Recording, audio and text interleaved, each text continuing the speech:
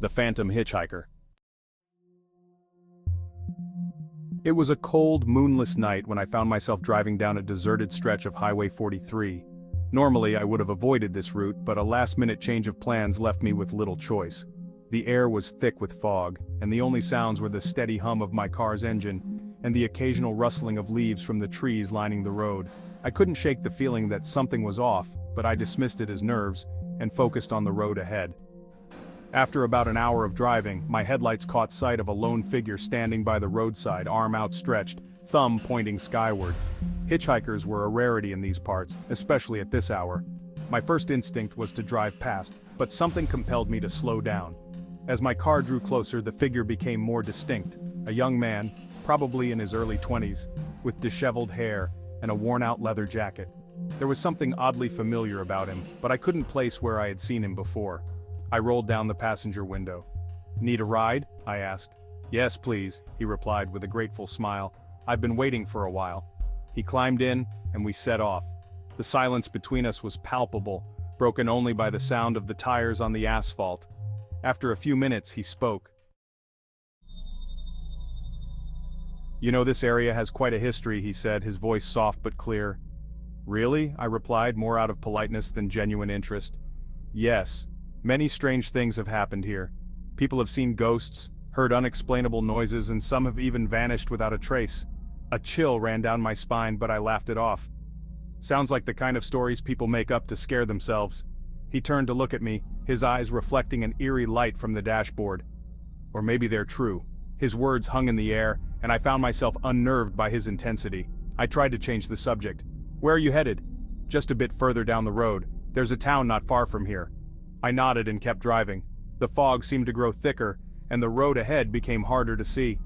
The hitchhiker continued his stories, each one more chilling than the last. He spoke of apparitions that appeared in the middle of the road, causing accidents. Of a woman in white who wandered the woods, searching for her lost child, and of a man who picked up a hitchhiker, only to find that he was a ghost. As he told the last story, I felt a shiver of recognition. The details were eerily similar to my current situation. My grip on the steering wheel tightened, and I stole a glance at him. His face was expressionless, but his eyes seemed to bore into me. "Have you ever picked up a hitchhiker before?" he asked suddenly. No, not really," I stammered. "You're the first." He smiled, but there was no warmth in it. "Lucky you." We drove on in silence for a while, the tension in the car growing with each passing mile.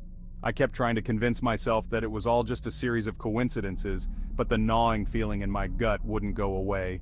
Finally, I couldn't take it anymore. "Who are you?" I demanded, my voice shaking. "You seem familiar. Have we met before?" He turned to me, his face now devoid of any recognizable emotion. "We've met many times. In many lifetimes." My heart raced, and I slammed on the brakes, bringing the car to a screeching halt. "What do you mean?" I asked, my voice barely more than a whisper. He leaned in closer, his face inches from mine. "I'm the one who never leaves, the one who is always here, waiting. I'm the phantom of this road." Before I could react, he vanished, leaving the passenger seat empty. I sat there stunned, my mind struggling to process what had just happened. The fog began to lift, and the road ahead became clear once more. I drove away as fast as I could, my heart pounding in my chest. When I reached the next town, I pulled over and got out, needing to catch my breath. The night was still, and the fog had completely dissipated. As I stood there, I realized something. The stories he told, the way he seemed so familiar, it all made sense now. He wasn't just a hitchhiker. He was a ghost, a phantom, bound to that stretch of road, forever telling his chilling tales to unsuspecting travelers, and I was just another chapter in his endless story. I've never driven down Highway 43 since that night. Some say it's just a legend, a figment of the imagination, but I know better. Somewhere out there, on that foggy, deserted road, the phantom hitchhiker is still waiting, ready to share his tales with the next unfortunate soul who picks him up. As days turned into weeks, I found myself unable to shake the memories of that night. I would wake up in cold sweats, the hitchhiker's chilling stories echoing in my mind. My friends and family noticed the change in me, but how could I explain what had happened without sounding insane? Instead, I kept it to myself, the experience festering inside like an open wound. One evening, while browsing through some old newspapers at the local library, I stumbled upon an article that made my blood run cold. The headline read, "Mystery Hitchhiker Strikes Again." The article detailed several encounters similar to mine, all occurring on the same stretch of Highway 43. Each account described a young man in a leather jacket, sharing eerie tales before vanishing without a trace. Some of the stories dated back decades, and yet, the description never changed. My heart pounded as I realized the true extent of the hitchhiker's presence. This wasn't a simple ghost story, it was a haunting that had persisted for generations. Determined to understand more, I delved deeper into local legends and folklore. I learned that the hitchhiker was rumored to be the spirit of a young man who had died tragically on that road many years ago.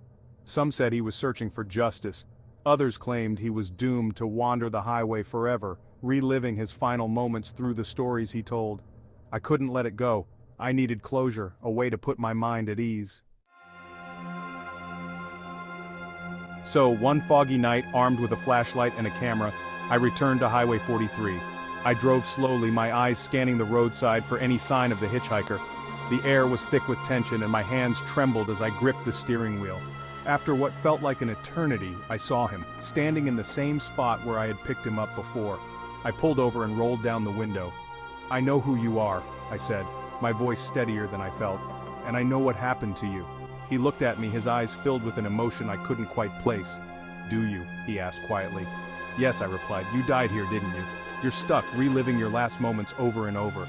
He nodded slowly, his gaze distant. "It's true, I can't move on. I'm trapped here, bound by the stories of my death. Is there anything I can do to help?"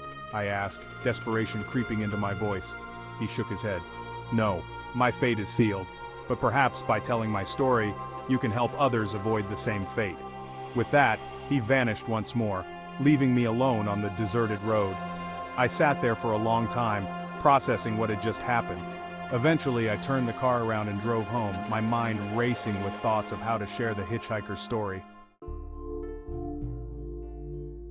I wrote everything down, detailing my experiences and the encounters of others. I submitted the story to local newspapers and online forums, hoping to spread awareness and warn others. The response was overwhelming. People reached out with their own stories, adding to the growing legend of the phantom hitchhiker. And so, his story lives on, a cautionary tale for those who travel down Highway 43. While I may never fully understand the supernatural forces at play, I take comfort in knowing that I did my part to share his tale. The hitchhiker may never find peace, but through the stories we tell, perhaps we can ensure that his tragic fate serves as a warning to others. To this day, I still avoid Highway 43, but the memory of that night remains etched in my mind. The phantom hitchhiker is out there, waiting for his next ride, forever bound to the road that claimed his life. And as long as his story is told, he will never truly be forgotten.